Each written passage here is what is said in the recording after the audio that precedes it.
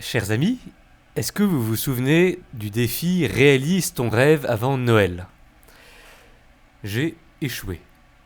Je ne parviendrai pas à partager avec vous le court-métrage que je vous avais expliqué et dont je m'étais engagé à le partager avec vous le 24 décembre.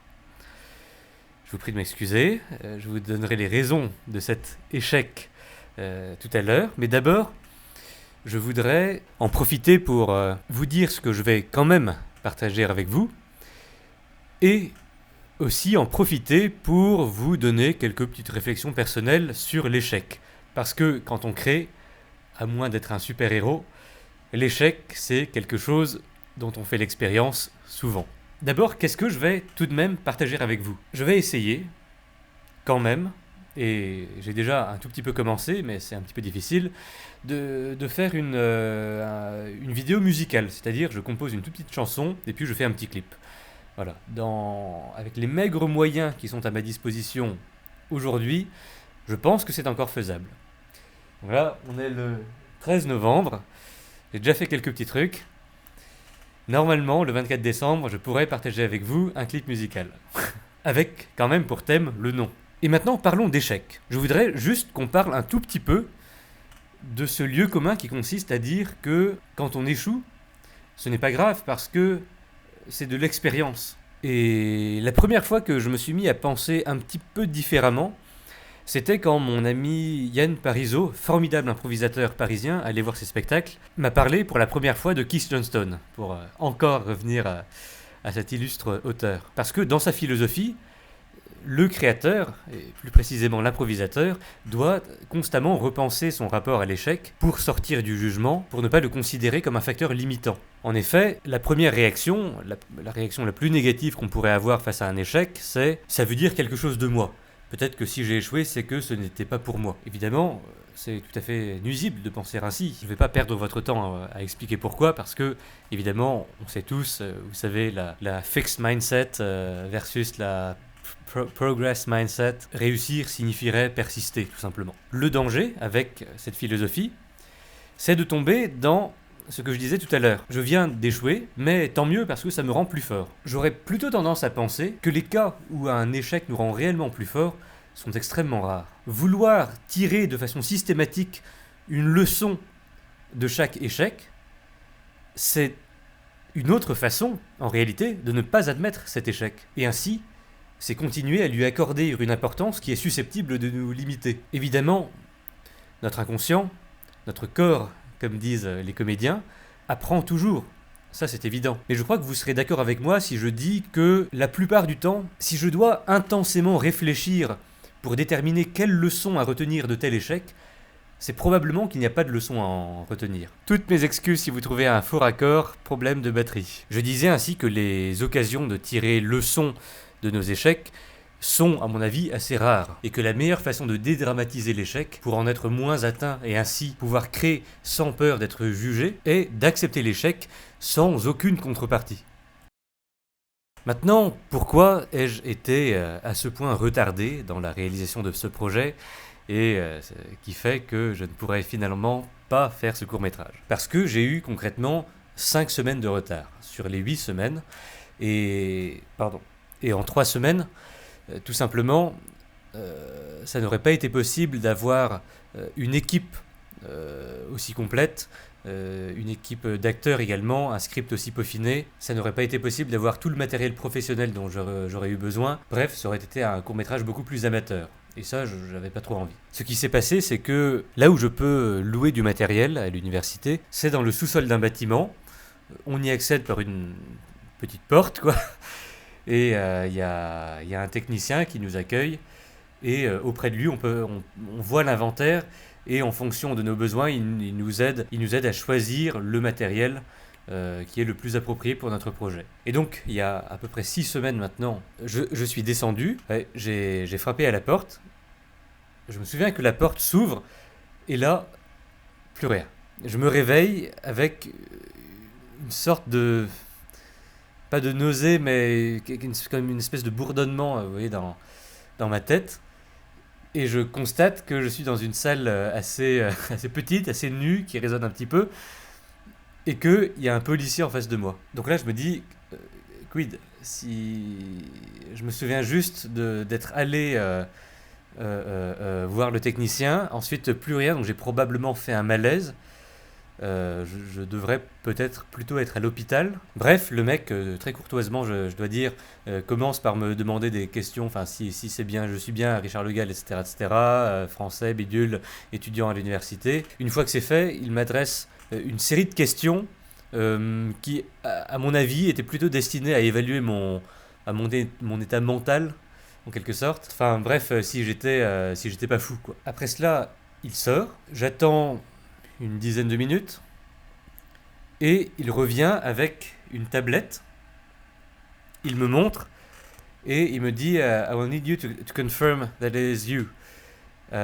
Donc je regarde et je constate que c'est probablement une image, vous savez, de caméra de sécurité, enfin une vidéo, pardon, et qui effectivement me montre le technicien qui, de l'intérieur du local des caméras et tout, ouvre la porte et on me voit dans l'embrasure de cette porte. Et à ce moment-là, au moment où la porte s'ouvre, je tombe à quatre pattes et je me précipite sur lui et je me mets à... Enfin, on dirait que je lui embrasse le ventre. Bref, je regarde ça, je lui dis que j'ai absolument aucune idée de ce qui vient de se passer.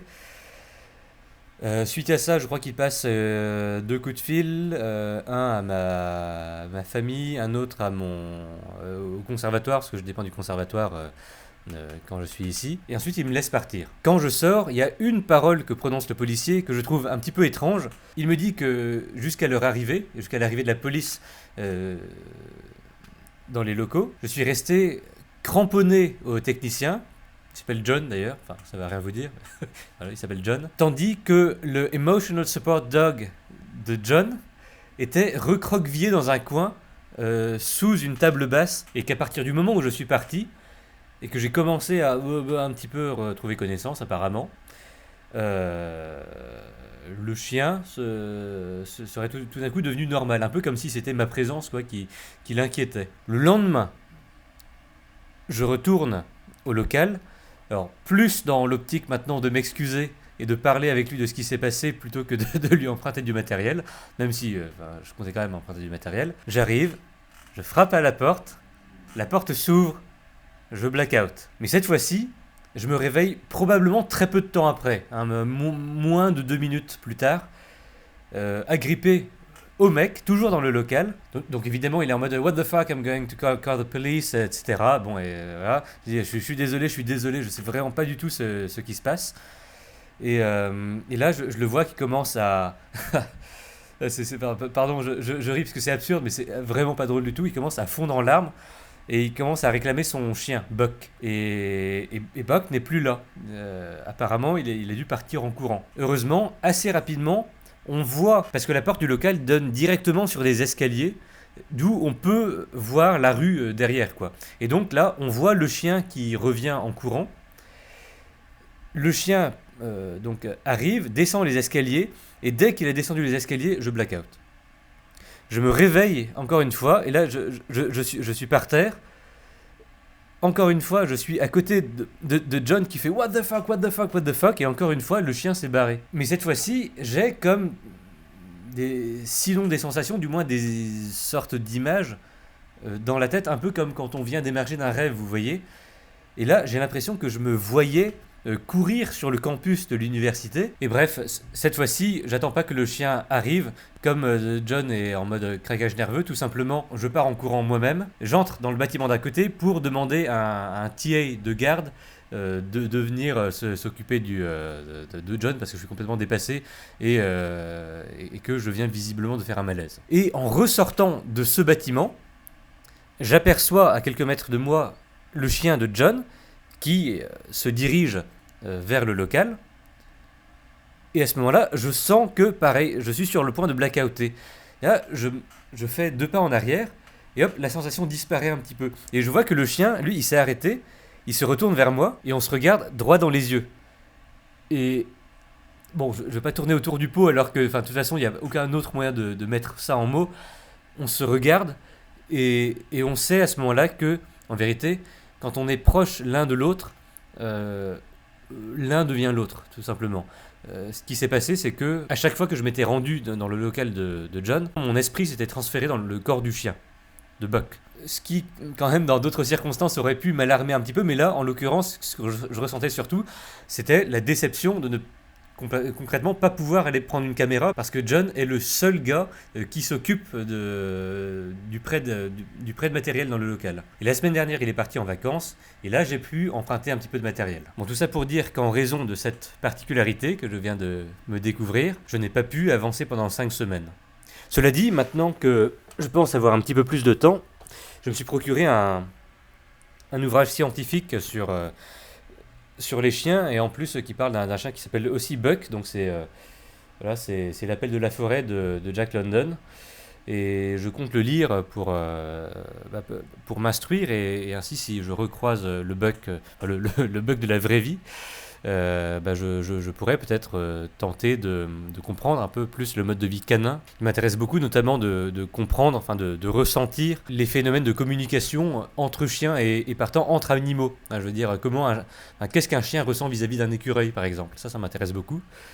Peut-être que je l'ai déjà ressenti de mes quelques séjours dans le corps de Buck, mais en l'occurrence je m'en souviens plus. Alors peut-être qu'aussi ce que je me forcerai à faire la prochaine fois, c'est après être entré dans l'esprit dans le corps d'un chien, me forcer directement, une fois revenu dans mon corps, à prendre la plume et à mettre sur papier mes expériences. Vous savez, parce que c'est un peu comme les rêves, quand on prend cette habitude de noter ses rêves dès le réveil, on se souvient beaucoup plus de ses rêves. Donc peut-être que je tenterai d'abord cette méthode. Voilà, sur ce, je vous dis à bientôt. Ciao.